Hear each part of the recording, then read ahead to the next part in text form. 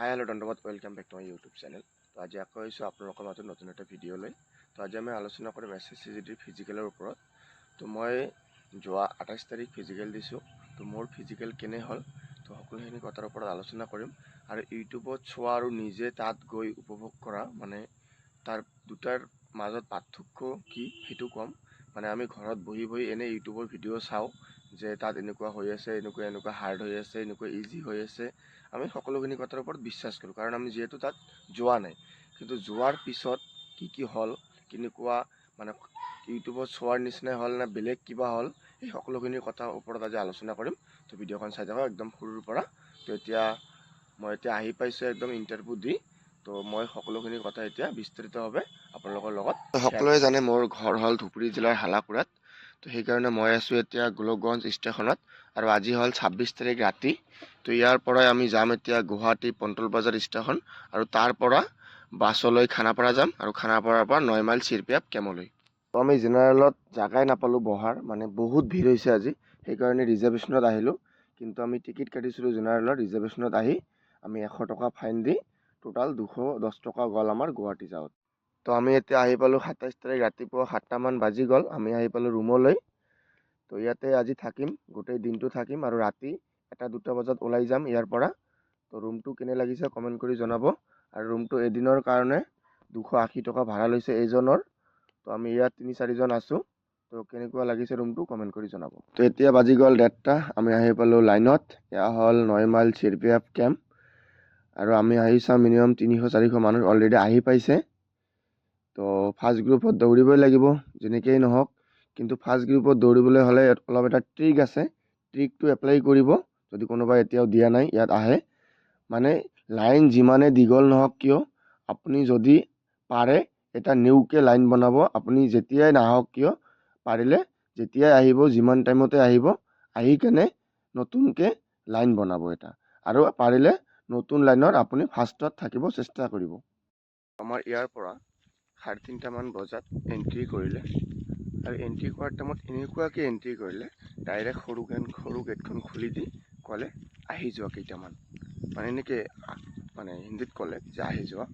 তো মানে আহি যোৱা কোৱাৰ লগে লগে গেটৰ সন্মুখত যিখিনি আছিল সকলোৱে মানে একদম ঠেলা হিচাকৈ ডাইৰেক্ট সোমাই গ'ল। মানে ময়ো ফাৰ্ষ্টতে আছিলোঁ, 2-4 জনৰ পিছত ময়ো সোমাই গ'লোঁ। এনেকৈয়ে আমি ঠেলা হেঁচাকৈ 100 জনমান সোমাই গ'লোঁ। তাৰপিছত একদম অৱস্থা বেয়া হৈ গ'ল, আকৌ গেটখন মাৰি দিলে। মানে জাষ্ট 10 ছেকেণ্ড বা 15 ছেকেণ্ড মান খোলা আছিল, সেইখিনিতে মানে 100 জন সোমাই গ'ল।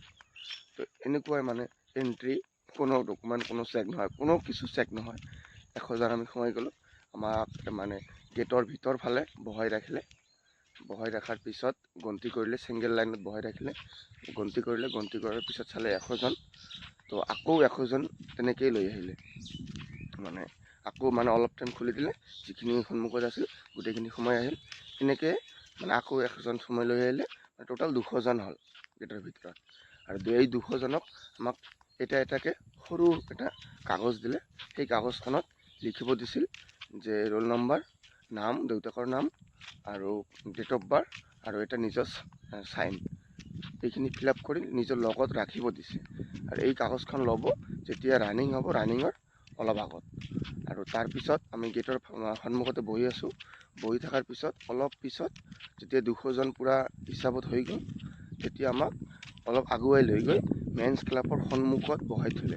মেন্স ক্লাব মানে সকলোখিনি প্ৰক্ৰিয়া য'ত হয়, আৰু যদি কোনোবাই আগত দিছে তেনেহ'লে মেন্স ক্লাব বুজি পায়। তো মেন্স ক্লাব পোৱাৰ আগতে, মানে মেন্স ক্লাবৰ ভিতৰত লৈ যোৱা নাই, মেন্স ক্লাব ভিতৰত যোৱা ৰাস্তাৰ সন্মুখত, মানে ৰাস্তা পোৱাৰ অলপ আগতে বহাই ৰাখিলে।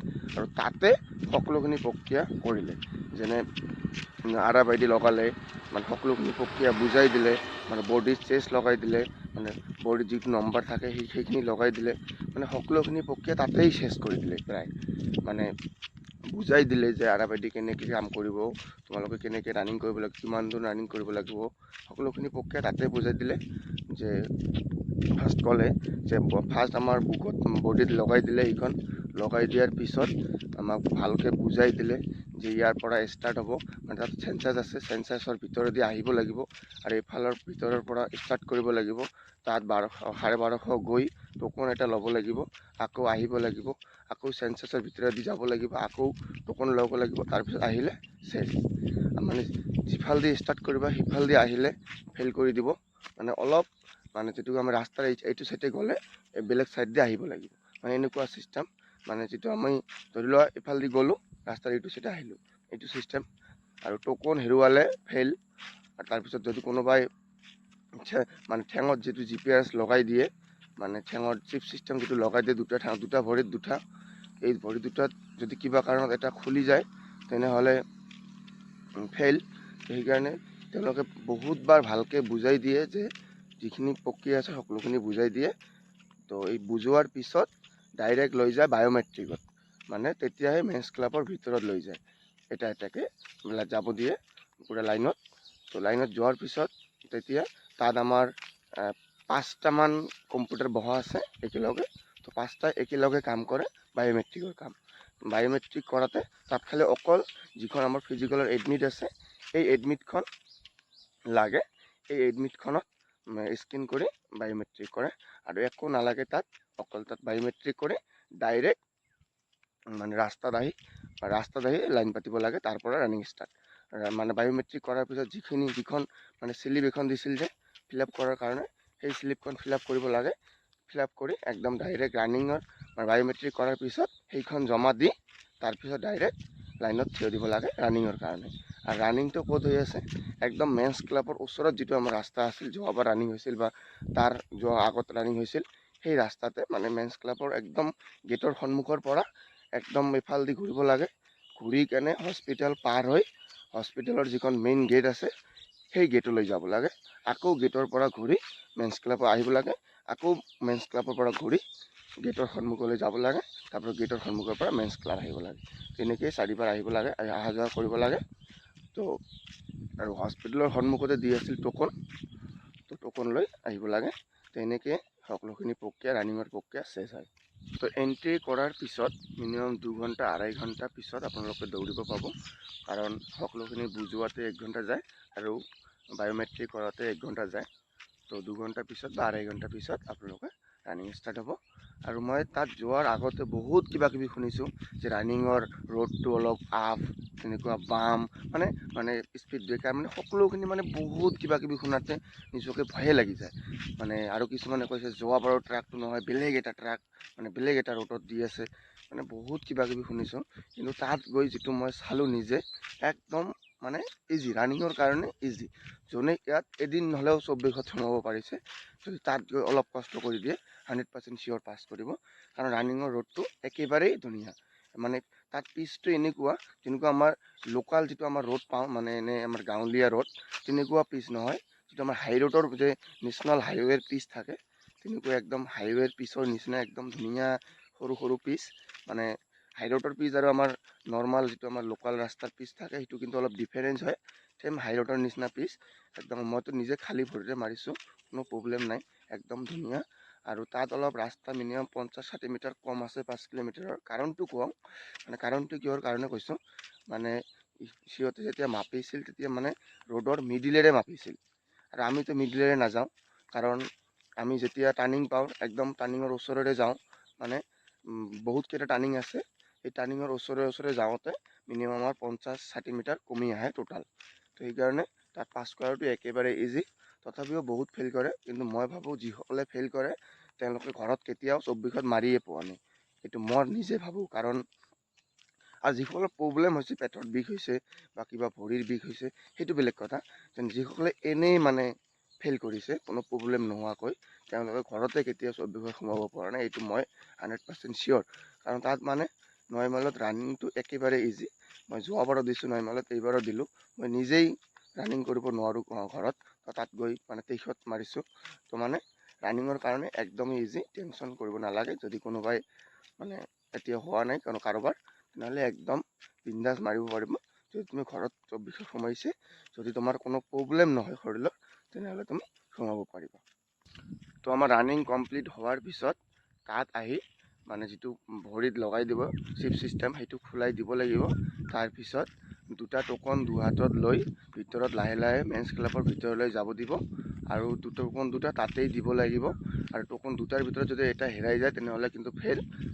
টোকন দুটা দি একদম ভিতৰত লাহে লাহে মেন্স ক্লাবৰ ভিতৰত সোমাব লাগিব আৰু সোমাই কেনে তাত অলপ টাইম বহাৰ পিছত নিজৰ বেগৰ পৰা ফাইল ওলাই আৰু লাইনত থিয় দিব লাগিব তাত মানে এটা ফৰ্মৰ কাৰণে। মানে সেইটো প্ৰচেছ মানে পাছ কৰাৰ পিছৰ মানে ডাইৰেক্ট পাছ বা ফেইল এইটো পিছৰ কথা। মানে ৰানিং কৰি আহি ডাইৰেক্ট বেগৰ পৰা ফাইল লৈ একদম ফৰ্ম লোৱাৰ লাইনত থিয় দিব লাগিব। লাইনত থিয় দিয়াৰ পিছত ফৰ্মখন লৈ ফিল আপ কৰিব লাগিব। ফিল আপ কৰোঁতে তাত নাম মাতিব যে কোনে পাছ কোনে ফেইল। তো পাছৰ কাৰণে এজন নাম মাতে, যিসকল পাছ হৈছে তেওঁলোকৰ নাম যেতিয়া মাতিব, নাম যদি পাছত নাম আহে তেনেহ'লে ডাইৰেক্ট এটা চিনেমা হলৰ নিচিনা বহুত ডাঙৰ ঘৰ আছে, তাত AC লগা আছে, তাতে মানে হাইট চেষ্ট সকলোখিনি প্ৰক্ৰিয়া তাতেই হয়। তো যদি পাছ কৰিছে তেনেহ'লে ঘৰৰ ৰুমৰ ভিতৰত সোমাব লাগিব আৰু যদি ফেইলৰ এখন লিষ্ট আছে, ফেইলৰ লিষ্টখন মাতিব, যদি তাত নাম আহে তেনেহ'লে ছাইডত বহিব লাগিব। তো তেনেকেই নাম মাতে, মানে ফৰ্ম এখন দিয়াৰ পিছত ফিল আপ কৰোঁতে নামটো মাতি দিয়ে। তো ফিল আপ কৰাৰ পিছত নামটো শুনাৰ পিছত যিফালে নামটো মাতিব সিফালে যাব লাগিব। তো যদি পাছ কৰে তেনেহ'লে পাছ কৰাৰ পিছত ৰুমৰ ভিতৰত লৈ যাব, এটা বৰ ডাঙৰ ৰুমত লৈ যোৱাৰ পিছত পূৰা তাতে বহি যদি কিবা ফৰ্ম ভুল হৈছে তেওঁলোকে চাব, এজন এজনকৈ ফৰ্ম চাব। ফৰ্ম চোৱাৰ পিছত পূৰা লাহে লাহে এজনকৈ আমাৰ তাতে অলপ ডকুমেণ্ট চাব। ডকুমেণ্ট মানে কি, ডকুমেণ্ট একোৱেই নাই, এডমিটখন আৰু এনেক্সাৰ 9, বেলেগ একো নালাগে। এনেক্সাৰ 9 আৰু এনেক্সাৰ 9 এডমিট আৰু ফৰ্মখনত দুখন ফটো দিব লাগিব, আৰু এনেক্সাৰ 9 আৰু এডমিট। তো মানে ফটো দুখন ফৰ্মতে লগাব লাগিব আৰু এনেক্সাৰ 9 আৰু এডমিটখন তাতে চাব। চোৱাৰ পিছত আপোনাৰ হাইট মাপিব, তাৰপিছত আপোনাৰ চেষ্ট মাপিব আৰু হাইট চেষ্ট মাপা তাতে 5টা ডিজিটেল মেচিন আছে আৰু 5টাতে মাপে। কিন্তু তাৰ আমাৰ মিনিমাম এবাৰ 50% অসমৰ মানে CRPF বিলাকে অসমৰে হয়, সেইকাৰণে একদম ধুনীয়াকৈ মানে চান্স দিয়ে। বডিত কাৰোবাক ওলাই নিদিয়ে, বডিত যেনেকেই নহওক ফিল আপ কৰি দিয়ে, কিন্তু হাইটত অলপ যদি বেছি কম হয় ওলাই দিয়ে। মানে যিমানখিনি পাৰে তেওঁলোকে মানে হাইটটো মিলাব চেষ্টা কৰে, কিন্তু হাইট যদি অৰিজিনেলি তোমাৰ কম থাকে কেনেকৈ হ'ব, সেইকাৰণে যিমান পাৰে তেওঁলোকে চেষ্টা কৰে যে হৈ যাওক হাইটটো। তো এইটোৱেই প্ৰক্ৰিয়া আৰু বেলেগ একো প্ৰক্ৰিয়া নাই, মানে ডাইৰেক্ট মানে হাইট চেষ্ট হোৱাৰ পিছত ওলাই অহা লাগে, মানে তাত প্ৰক্ৰিয়া চেছ। আৰু এনেকৈ যিসকল ফেইল কৰিছে ফেইল কৰাখিনি এক্সট্ৰাকৈ বহিব লাগে আৰু তাৰপিছত ফেইল কৰাখিনিক মিনিমাম ৰানিং ফেইল কৰাৰ পিছত 3 ঘণ্টা 4 ঘণ্টাৰ পিছত আহে, তাৰপিছত ওলাই যাব লাগে। আৰু পাছ কৰাখিনি অলপ বেছি টাইম লাগে, কাৰণ পাছ কৰাখিনি সকলোৰে প্ৰক্ৰিয়া চেছ হ'ব। তাৰপিছতহে যিমানজন পাছ কৰিব সকলোৰে হাইট চেছ হ'ব।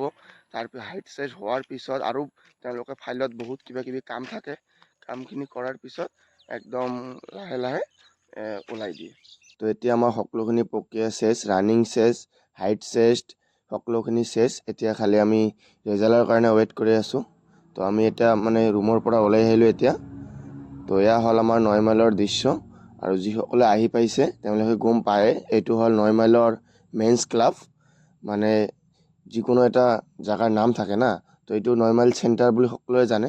তাৰে ভিতৰত এই জেগাখনৰ নাম হ'ল যে মেন্স ক্লাব। ইয়াতে হস্পিটেল আছে আৰু কিবা কিবি জেগাৰ নাম আছে। মানে আজি আপোনালোকে ইয়াত আহিলে মানে ইণ্টাৰভিউত প্ৰথম দিনা আহিলে ডাইৰেক্ট ইয়ালৈ লৈ আহে, কিন্তু যদি কেতিয়াবা নেক্সট দিনা আহে তোমাক সুধিব ক'ত যাবা, তেতিয়া ক'ব লাগিব মেন্স ক্লাব। মানে জাষ্ট এইটো এটা মানে যিসকলে আহি পাইছে তেওঁলোকৰ কাৰণে কৈছোঁ, এইটো মেন্স ক্লাবতে হৈ আছে মানে সকলোখিনি প্ৰক্ৰিয়া। তো এতিয়া যদি আমি ক'বলৈ যাওঁ যে আমাৰ যিদিনা হ'ল সেইদিনা আপডেট কেনেকুৱা, কিমানজন পাছ কৰিলে কিমানজন ফেইল কৰিলে, এই সকলোখিনিৰ ওপৰত এতিয়া আলোচনা কৰিম। তো আমাৰ গ্ৰুপত 200জন ৰানিং কৰিছোঁ, তাৰে ভিতৰত 61জন ৰানিং ফেইল কৰিছে আৰু বডিত কোনোৱে ফেইল কৰা নাই, হাইটত ফেইল কৰিছে 8জন। তো আমাৰ টোটাল কোৱালিফাই হ'ল 131জন একদম ফুল কোৱালিফাই হৈছে। আৰু আমাৰ ছেকেণ্ড গ্ৰুপৰ কথা ক'বলৈ গ'লে আমাৰ ৰানিংটো অলপ কম ফেইল কৰিছে, মিনিমাম 45 মান ৰানিং ফেইল কৰিছে আৰু 10জন মান হাইটত ফেইল কৰিছে। আৰু তাতে অলপ বেছি পাছ কৰিলে ছেকেণ্ড গ্ৰুপত, মানে 145জন মান কোৱালিফাই কৰিলে আৰু আমাৰ থাৰ্ড গ্ৰুপ ফ'ৰ্থ গ্ৰুপৰ কথা ক'বলৈ গ'লে একুৰেট নাজানো, কিন্তু তাত ৰানিঙত বেছি ফিল কৰিলে, কাৰণ কি অলপ লেট হৈ গ'ল। লাষ্ট গ্ৰুপ মানে 4 নম্বৰ গ্ৰুপটো মানে 10:30 মানত ৰানিং কৰিব দিলে। সেইকাৰণে পাৰিলে ফাৰ্ষ্ট গ্ৰুপত যোৱা আৰু যিমান পাৰা সোনকালে লাইনত থিয় দিবা আৰু গেটৰ সন্মুখত থাকিব বিচাৰে, তেতিয়া ফাৰ্ষ্ট গ্ৰুপত পাবা। আৰু এতিয়া মেইন কথা হ'ল মানে আমি ভালকৈ শুনিলোঁ যে এইবাৰ কিমান পাছ কৰি আছে, পাছৰ সংখ্যা কিমান। মানে কি হ'ল, মই সেইদিনা মানে এটা CRPF মোক ভিতৰত লৈ গৈ মানে অলপ কামত লগাই দিলে। কামত মানে কি, মোক দুজনক মাতিছে। এজনক মানে এই কোৱালিফাই যে কৰিলে সকলোৱে, কোৱালিফাই যে যিসকলে কোৱালিফাই কৰিছে তাক টিক মাৰ্ক দিছে না এখন কাগজত যে কোৱালিফাই হাইট চেষ্ট কোৱালিফাই, ৰানিং কোৱালিফাই। এজনক দিলে টিক মাৰ্ক আৰু মোক দিলে কামটো কি, যে আমাৰ বছ যে আমাৰ CO যে আছে তেওঁ চাইন কৰিছে, চাইনৰ তলত যিটো ষ্টেম্প আছে, মোহৰ যিটো আছে, সেই মোহৰটো মই মাৰা শুৰু কৰিলোঁ। এটাকে ফাইলত 5টাকৈ মোহৰ মাৰিব লাগে, কাৰণ আপোনাক যিখন কোৱালিফাই কৰাৰ পিছত কাগজ দিব তাতেই 2টা মোহৰ মাৰিব লাগে। তো এনেকৈ মোহৰ মাৰিলোঁ। আমি 2টা গ্ৰুপৰ কাম কৰিলোঁ, আমাৰ গ্ৰুপটোৰ কাম কৰিছোঁ আৰু আমাৰ নেক্সট গ্ৰুপটোৰ কাম কৰিছোঁ। এনেকৈ 2টা গ্ৰুপৰ কাম কৰাৰ পিছত ওলাই আহিছোঁ। তো তাতে আমি অলপ মানে কথা বতৰা পাতিলোঁ CRPFৰ লগত, মানে ভিতৰৰ ষ্টাফখিনিৰ লগত। তাতে মানে ক'লে যে বেছি ফেইল নকৰে, টোটাল যদি আমি ক'বলৈ যাওঁ প্ৰায় 60% বা 70% এভাৰেজ পাছ হৈ আছে। 70ৰ ওপৰত পাছ নহয় আৰু 50ৰ তলত ফেইল নহয়, মানে এনেকৈ ডাইৰেক্ট কৈ দিলে। আৰু যদি প্ৰেজেণ্টৰ কথা ক'বলৈ যাওঁ, প্ৰেজেণ্ট মানে মিনিমাম 800-900 মান এনেকুৱা প্ৰেজেণ্ট হৈ আছে বৰ্তমান। আৰু কেইদিনমান আগতে 1000-1100 প্ৰেজেণ্ট হৈছিল, কিন্তু বৰ্তমান 800-900 এনেকুৱাই প্ৰেজেণ্ট হৈ আছে। মানে এইখিনিয়ে আৰু ক'বলৈ গ'লে 60-70% পাছ হৈ আছে। তো ফাইনেলি ফিজিকেল ক্লিয়াৰ আৰু মেডিকেল বাকী হয়, সেইটোৱে এতিয়া টেনশ্যন। ফিজিকেলৰ টেনশ্যনটো গ'ল और हमारा जो फर्स्ट ग्रुप बुलाई दिले क्या बाजिल हम फाइनली आज के लिए फिजिकल ख़त्म। तो इसी तरह एक दिन अगर मेडिकल क्लियर हो जाएगा तो किसी के टिका नहीं रहेगा, क्योंकि मेडिकल क्लियर हो जाने से कुछ भी एक पोस्ट मिल ही जाएगा। तो यही था आज का फिजिकल का अपडेट। तो बाय बाय, नेक्स्ट वीडियो आपको लग पाम।